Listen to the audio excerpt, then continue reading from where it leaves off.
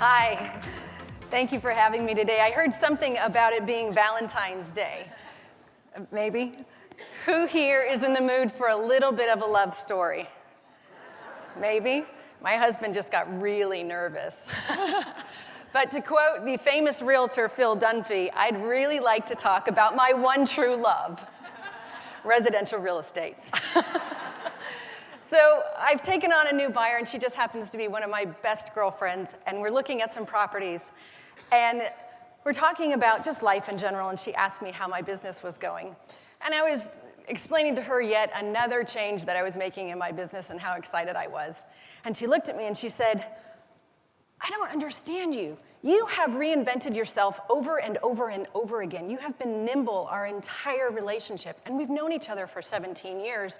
So she's been with me the whole 15 years of my residential real estate career. And she called me the queen of reinventing myself. And while my Disney princess background really welcomes and relishes the title of queen of almost anything, I didn't quite understand that whole reinventing thing. But I marinated on it for a couple of days, and I looked back at my real estate career, and I was like, well, you know what? She's not totally wrong. When I started my career in 2005, I started as a real estate appraiser. And we all know what 2005 looked like, right? It was awesome. I was doing commercial appraisals. I was doing residential appraisals. I was making a killing doing statistical things, and I controlled my own schedule. It was great. But in early 2007, real estate does what real estate does, and it demands that you shift your focus. So I had already obtained my real estate sales associate license, and I decided I would go ahead and move into the sales side of the business. I'm originally from California, and I was also at that time considering going back to my hometown to be closer to my family because I was also a woman in transition, as most of us are getting into real estate. So we go back to California, and I'm interviewing with brokers, and I pass the California state exam. And as I'm talking to these real estate brokers, I'm asking, what's going on in real estate? What are you selling? How are you remaining successful? Because I wanted to soak up as much as I can. If I'm going to move back to California, I better have a really solid plan. And over again, they talk to me about short sales. So I'm like, all right, I've got to learn what these short sales are, because if I'm going to make money in real estate, I've got to master this program. And looking at the housing market out there, I decided it was really best for me to go back to Florida. Right? Sorry, California, I love you, but Florida real estate market was definitely more affordable as a single mom. So I decided to just go back to Florida, and I knocked on my boss's door, and I opened the door, and I said, hey, just want you to know, I'm going to start doing some short sales. And he looks back at me and says, what's that? So I explained to my boss what a short sale was. And he looked at me and he says, that's dumb. And I said, well, I really want to get to know real estate, and I really want to make money, and I'm a single mom, and I've got to pay for those kids over there, and they eat a lot, and they require clothing and house, so I'm just going to give it a try. Are you okay with that? I guess. I mean, it's your business. You're an independent contractor. Go do what you want.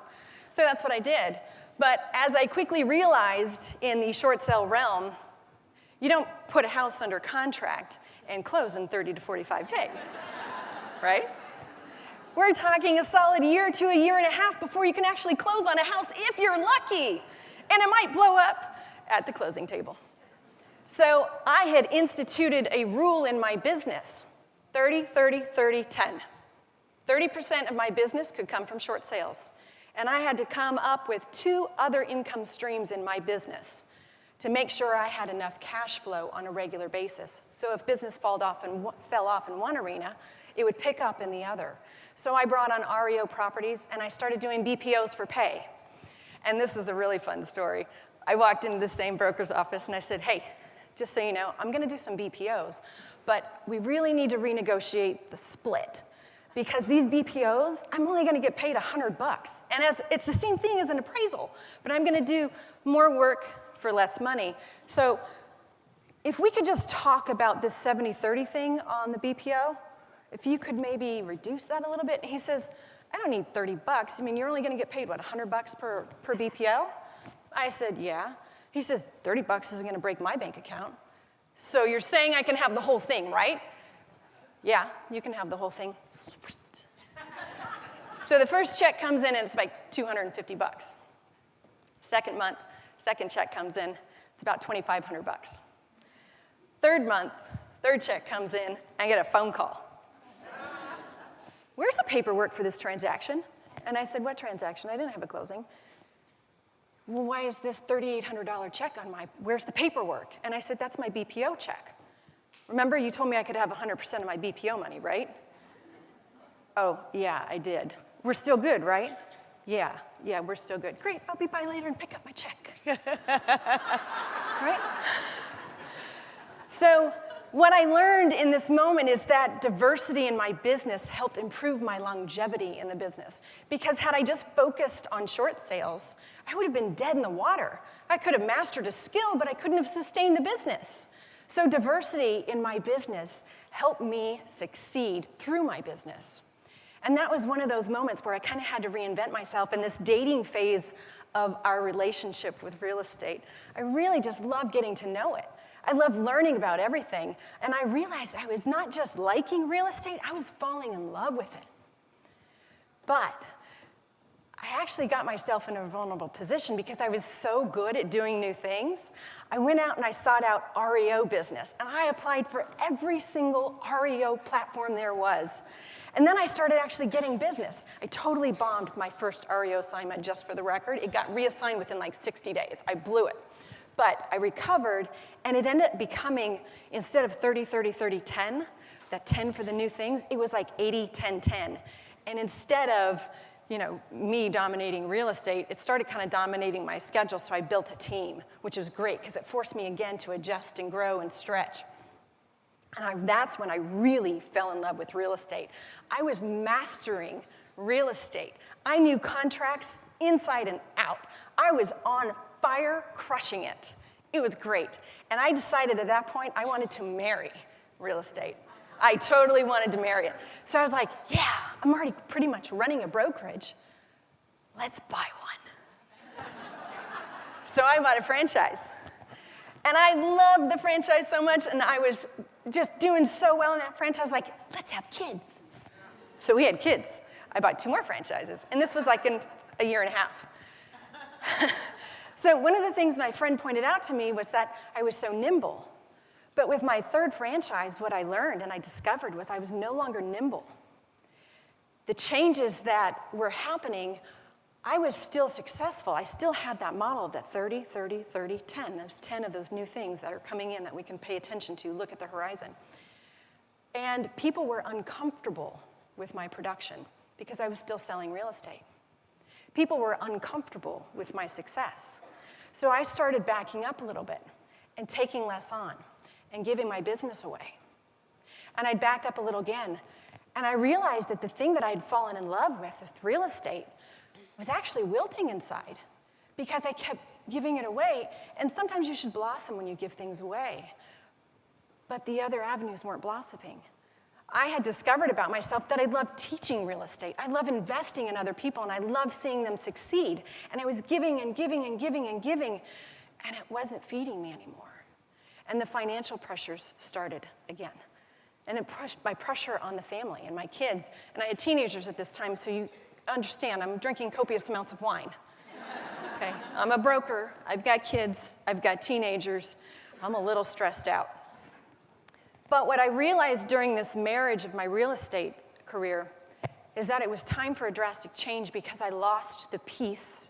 I lost that peace within my soul about real estate. I was losing my love for real estate, and quite frankly, other than that time on November 26, 2009, when I really wanted to break up with real estate, I was looking at real estate and thinking, I think I might want a divorce. I don't think I can handle you anymore because this is far too stressful and this is not joyful anymore.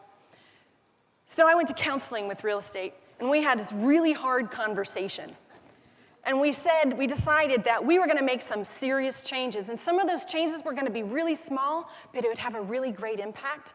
And some of those changes were going to be huge, and it wouldn't impact my customers at all, but it was going to restore some of that peace in my life. And my husband's really thankful for that last one. So I made those changes, and I reinvented myself. And I've gone through this process of cleaning the slate again. And I've always had that analytical mind about real estate, looking at it from every different avenue, making sure that I'm being fluid with my decisions. And I'm looking at the 4 enemies of change. Does anybody know who the 4 enemies of change are, the biggest enemies of change? Fear, pride, ego, and comfort. I looked at every single decision that I was making, and I asked myself, why am I making this decision? What's driving the decision? And if any one of those answers was fear, comfort, pride, or ego, I had to look a little bit further. But what I also started doing was being unapologetically myself.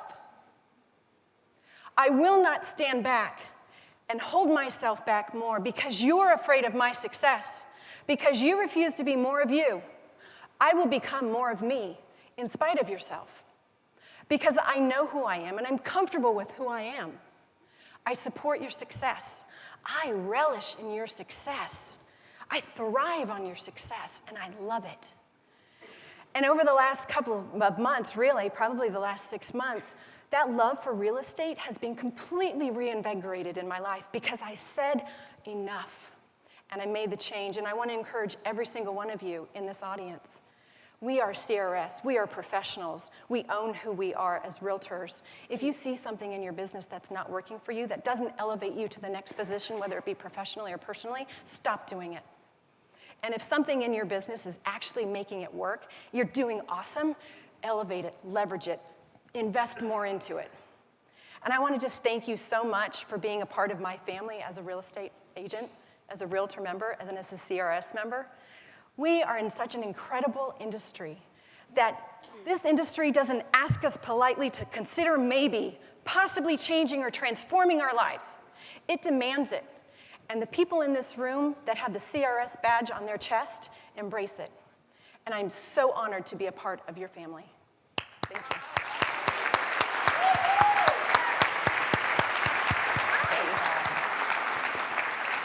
So two quick questions, because I know we have to wrap up so that they can turn the room so we don't have to party in the rain tonight.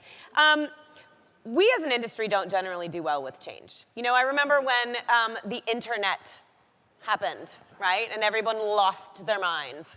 And we constantly hear all day today, but also we hear disruptor, disruptor, disruptor. Zillow is a problem.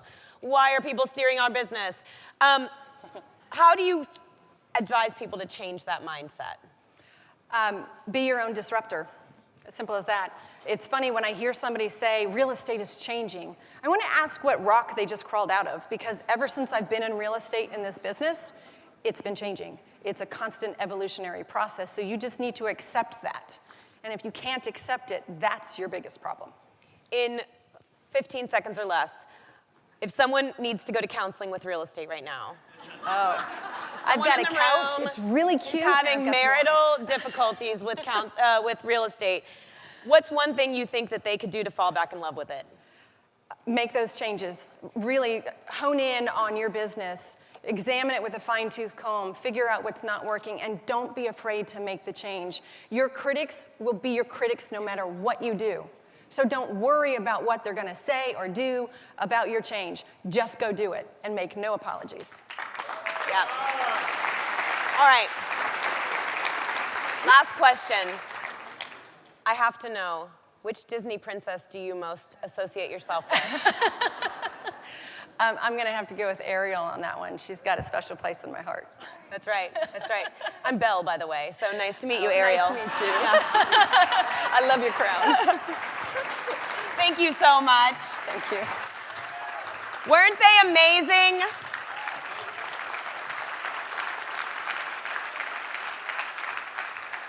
They've been flashing. We need to wrap up now. We need to wrap up now for about 3 minutes. So we're going to wrap up now.